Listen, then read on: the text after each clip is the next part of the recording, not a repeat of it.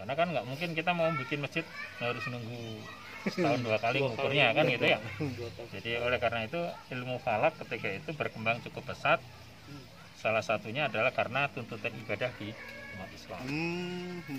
Jadi ketika Islam berkembang dari Arab Saudi, ya dari mana namanya Mekah waktu itu, dari Arab berkembang ke seluruh dunia, maka menghadap kiblat itu menjadi sebuah problem. Ya, kalau di Mekah sendiri ya nggak ada. Mereka buka pintu kelihatan Ka'bahnya, kan gitu. Kalau saya menghadap sekarang mau ke arah Lembang mana ya, saya langsung aja tahu Lembangnya di sana kan, saya ngadepnya sana kan gitu. Begitu juga di Mekah, mereka tahu Ka'bah itu ada di posisi mana dari tempat tinggal mereka. Jadi menghadap kiblat buat masyarakat di Mekah ya nggak ada masalah. Orang yang pindah ke Madinah juga nggak terlalu masalah gitu ya, karena mereka tahu orientasinya. Seperti halnya kita, Jakarta di mana nih? Oh, Jakarta ke arah sana, gitu kan? Tahu orientasi arahnya itu. Tapi begitu sudah lintas benua, arah kiblat ini jadi permasalahan. Sehingga astronomi ketika itu cukup berkembang pesat di zaman abad pertengahan.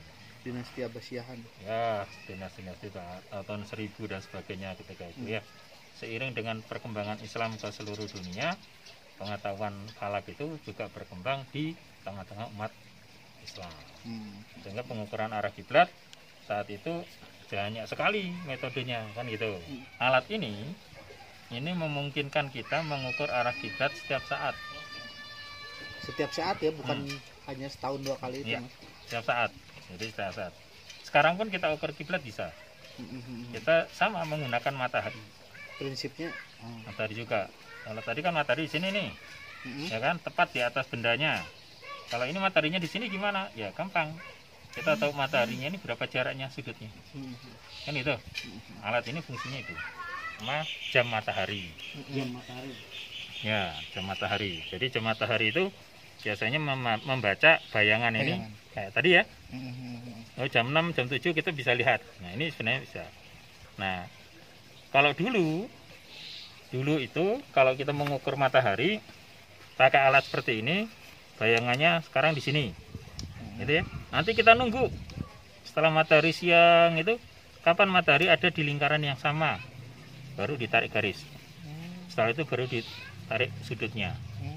Jadi paling enggak minimal 4-5 jam untuk pengukuran. Gitu kan? Nah, alat ini membuat hal itu enggak perlu lama-lama. Jadi kalau misalkan ini nanti ada bayangan matahari, ada bayangan di sini, kita tinggal pegang bayangannya, terus kita tahu data matahari. Kalau kita tahu data matahari, maka kita akan tahu data bayangan matahari, kita tinggal putar. Begitu itu, terus kita pindahkan ke arah posisi kiblatnya. Jadi dalam 1 menit kita bisa menggunakan alat ini untuk mengukur arah kiblat dengan cukup.